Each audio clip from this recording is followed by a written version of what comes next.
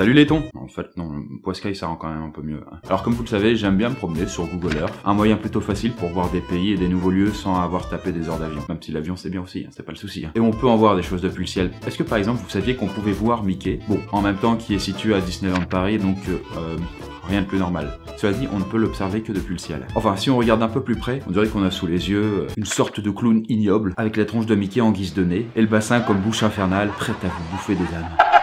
Je m'emporte un peu peut-être. Et pour ceux qui s'emmerdent vraiment, sachez que vous pouvez vous promener dans le parc, en partie grâce à Street View. Bon, par contre, là, il fait un temps de chiottes, on avance au ralenti, et c'est impossible de faire une attraction. Mais au moins, il n'y a pas tous ces putains de moutards qui chialent de partout. Bref, voilà, tout ça pour dire qu'on peut en voir des choses sur Google Earth. Alors c'est parti pour 6 nouveaux lieux insolites qu'on peut trouver à partir de notre planisphère.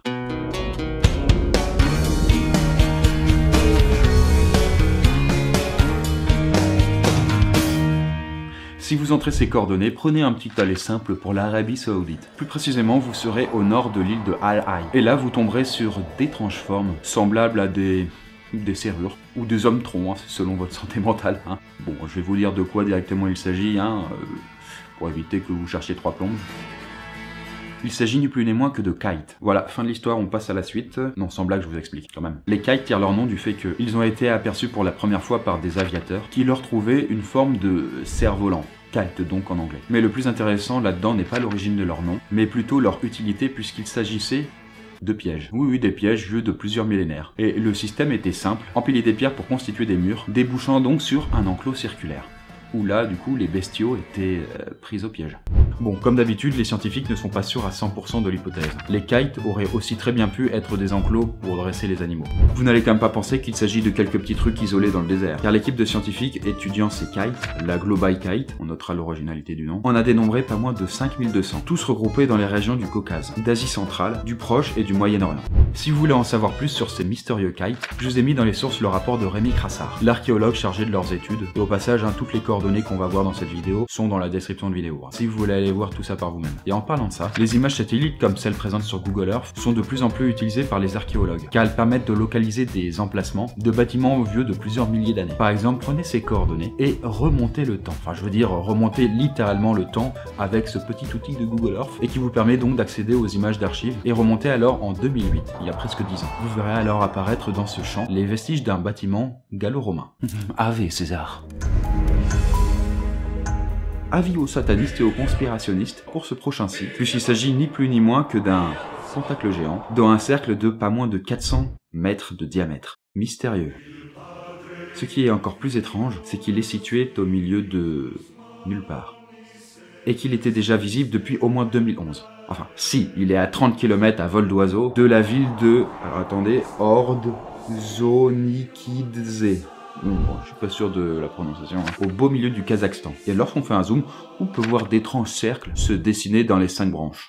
Alors bien sûr, dès que les images satellites furent disponibles en ligne, les théories sur le sujet n'ont pas tardé à fuser. La plus prisée évidemment est celle des satanistes, mais d'autres pensent que ces traces seraient un symbole pythagoricien. C'est une autre théorie due à un certain Kurt Yates et relevée par le site de Life Science, qui parle d'une ancienne base russe de lancement de missiles pour la défense aérienne. Pourquoi pas. En ce qui me concerne, je vois plutôt le logo d'Heineken, mais bon, chacun trouve midi à sa porte. En 1839, John Carn Bidwin, le premier occidental à avoir gravi le volcan dont nous allons parler, a laissé ses impressions une fois au sommet. Le cratère était le plus terrifiant abysse dans lequel j'ai pu regarder ou que j'ai pu imaginer. Il n'était pas possible de voir à 10 mètres dedans à cause de la quantité de vapeur qui s'en déversait. Vous l'avez reconnu, non? Vous vous souvenez tous de cette scène du Seigneur des Anneaux, devant la porte noire du Mordor, où les dernières forces du bien affrontent les nuées d'orques, d'Uruk-hai et de trolls pour permettre à Frodon de détruire ce putain d'anneau qui fout la merde depuis le début. Saloperie de bijoux, quoi. Là, vous voyez de quoi je parle. Car oui, cette montagne noire si caractéristique du Mordor, dans les films de Peter Jackson, elle existe vraiment. Et elle se situe en Nouvelle-Zélande, pays d'origine de Peter Jackson, sur l'île du Nord. Oui, ça s'appelle juste l'île du Nord. Voilà. Et vous pourrez facilement y accéder à partir de ces coordonnées.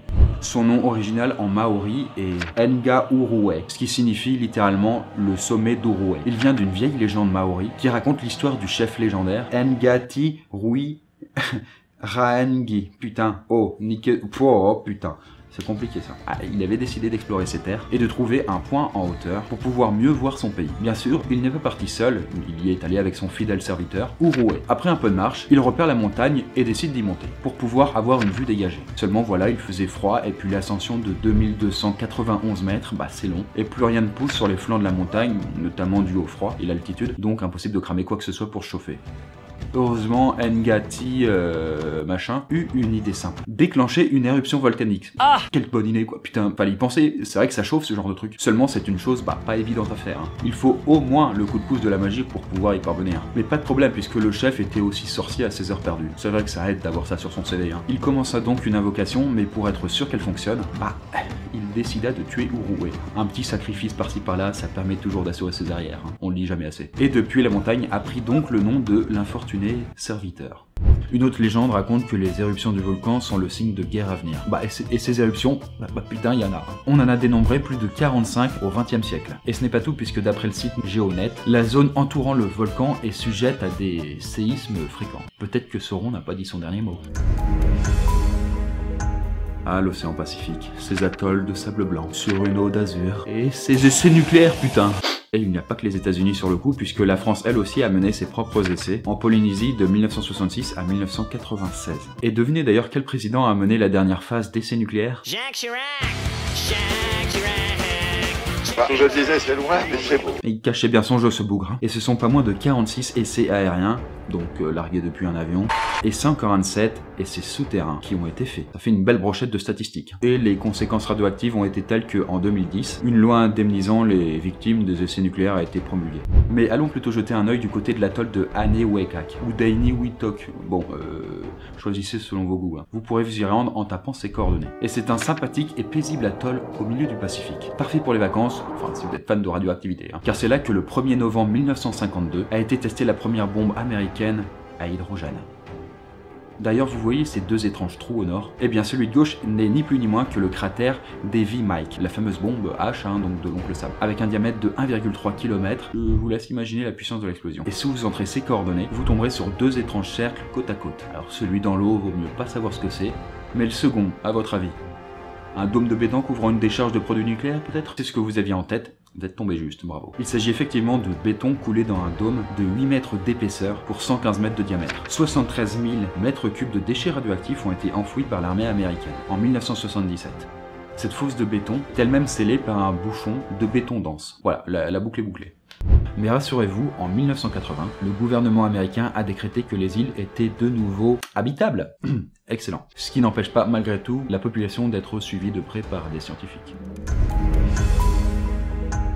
Alors, si vous entrez ces coordonnées, vous atterrissez tout droit en Norvège, dans le parc de Möllebukta.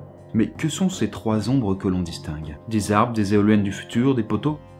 Eh bien, vous n'y êtes pas du tout puisque tout est badass dans ces trois ombres. Et oui, il s'agit tout simplement de trois épées de vikings de près de 9 mètres de haut, plantées dans la roche et qu'on appelle, les épées dans la roche, en norvégien. Sverd Ifjell. Et du coup, non, elles sont pas apparues par hasard, ni depuis des millénaires, désolé, parce qu'elles ont été réalisées par le sculpteur norvégien Fritz Rød et ont été inaugurées par le roi Olaf V lui-même.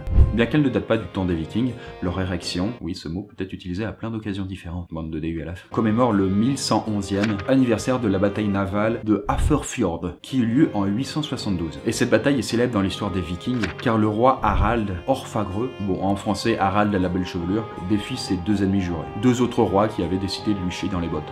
D'ailleurs, chacune des épées symbolise l'un des trois rois qui avaient pris part à la bataille. Et bien entendu, la plus grande est celle de Harald. Et si vous voulez savoir comment ce brave Harald a obtenu son surnom de belle chevelure, eh bah c'est tout simple. Il s'était juré de ne plus se coiffer et de ne plus se couper les cheveux, jusqu'à ce qu'il ait atteint son objectif, baiser. Baiser, baiser, baiser. Et oui, on est chez les vikings ici, vous croyez quoi? Mais pécho n'était pas si simple pour lui, car la belle et douce Gouda, oui, voilà, dont il était épris, ne voulait de lui que s'il devenait le roi de la Norvège. Ce qu'il fit donc après cette fameuse bataille du Hafrsfjord.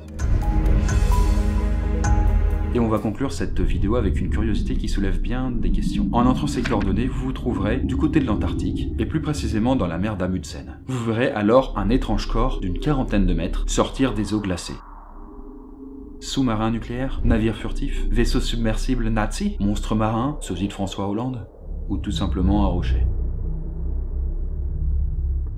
Je vous laisse tenter de résoudre ce mystère dans la section commentaires. Bon. Voilà, c'est tout pour aujourd'hui, les fritures. On a pu découvrir peut-être quelques lieux insoupçonnés. Et si vous en connaissez qui n'ont pas été mentionnés, n'hésitez pas à me le dire en commentaire. Et si de manière générale vous aimez bien ce format avec Google Earth, n'hésitez pas à le dire aussi, hein, comme ça on pourra en faire d'autres. Hein, voilà, oh. Allez, sur ce, très bonne journée et à la prochaine, la Poscaille.